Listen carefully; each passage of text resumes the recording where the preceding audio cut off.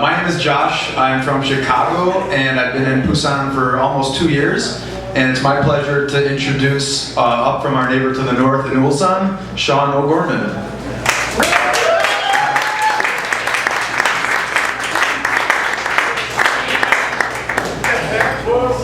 Hello.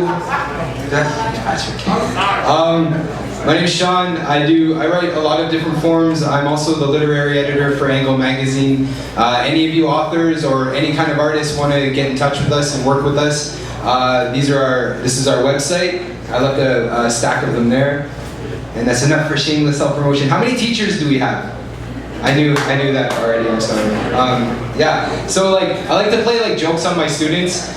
And one of them, it kind of backfired because I was joking about how good I looked one day, and one of my students raised his hand and called me a fashion terrorist. I'm like, that's amazing. I like you just laughed. Nobody's like, that's bullshit. Everybody's like, yeah, look like shit. All right. I also did this wonderful exercise with my students. It was a creative writing exercise. How many of you remember when North Korea banned those choco pies? And there were activists that actually tied choco pies to helium-filled balloons and sent them up into the air. I think this was last year. It happened roughly around the time I first got here.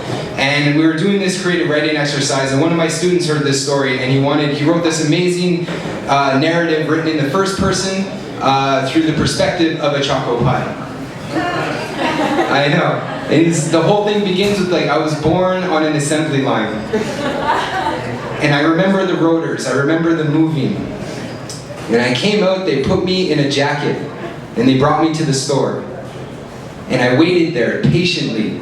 And this is where he wrote something truly beautiful. He said, and this boy was so excited, he came to the store and he bought me, and then he ripped me open and left my skin on the sidewalk. And of course that was immediately followed by, and I went through his stomach and came out his poo. A+. Alright.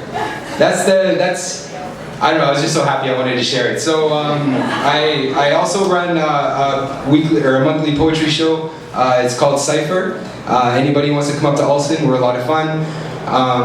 As far as myself, I've already told you my name. I've been a spoken word artist for about 5 years now. I don't know if you can notice, but I still don't know what to do with my hands when I'm up here. But while up here I realize I'm nothing more than a Houdini impersonator, but I am still tied up in a straitjacket, hanging upside down over a shark tank by a rope that's already been lit on fire. To me, slam poetry will always be more like the water. And it's got flow, and you don't really know what it's going to do next. It can sit stagnant or swallow up entire continents. So this, like me, is just a drop in the well. Landing somewhere between the rainfalls and the waterfalls, pouring over all the things I never wanted to forget, and everything I just wanted to burn. Because like it or not, on the shores of belief, most of us only let our toes touch the water. And I don't know about you, but seeing my own reflection, I've become one of those people who will call bullshit on a compliment before I ever would on an insult. And running into romance, I wear this love-proof vest because today the fastest way to a man's heart isn't through his stomach, it's through his chest. And I want to meet the asshole who said real men don't cry. Just so I can pull this fucker aside and tell him all about the times I caught myself bawling my fucking eyes out. I'm gonna be like, dude! I cried at the end of Monsters, Inc.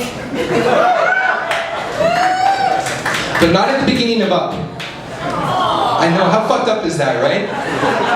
I remember thinking to myself, what's wrong with you? This kind of love should be killing you right now. But then I remembered, I stopped writing love letters when I began to write cursive, and I lost hope somewhere between the one who got away and the one who wanted to stay. So I'm standing on this stage, hoping that when my heart hits my sleeve, I just want it to be seen as something more than just a temporary tattoo, and who knew?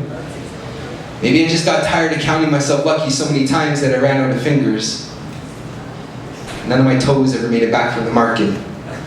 I'm still composing this addiction to the impossible because I love science, but I challenge physics. Because I can defy gravity, I'm not kidding. I can fall going down and up the stairs, and I've seen not everything is so crystal clear.